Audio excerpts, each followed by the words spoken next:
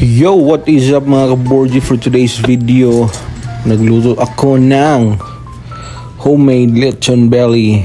So, gamit ko mga kaborji is oven. So, look at that mga kaborji, oh. Wow, grabe ang laman. Ang lambot ng laman mga kaborji. Tapos yung balat, grabe, super crispy. Look at that. Wow, grabe eh. So, bintaha dyan yung mga kaborji, yung kabalot na mulutog lechon, okay? Yan na, mga birthday. So, pwede tayong magluto. Or kung medyo busy, pwede rin mag-order. But look at this mga kaborji, grabe oh. Tinikman ko mga kaborji, grabe. Ang sarap. No, yung lasa niya mga kaborji, medyo maalat-alat na manamis-namis. No? Nilagyan ko kasi ng sugar para medyo ma-neutralize niya yung alat.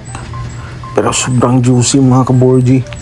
Tapos yung balat, grabe, super crispy. Ang sarap talaga ng lechon belly mga kaborji, no? Kasi yung kuha niya mga kaborji, balat, tapos yung may taba, at saka yung laman, grabe, the best, no? Look at that mga kaborji, oh. Tingin pa lang, ulam na. Grabe eh. Wow. So, puhon-puhon mga kaborji pag medyo may pwesto na tayo mga kaborji. Pwede na tayong mag-receive ng mga orders. Hopefully soon. Grabe eh. Okay, that mga kaborji. Sus. Birthday kasi ng anak ko mga kaborji, so nagluto ko ng homemade lechon belly. Wow. Look at that. Bye.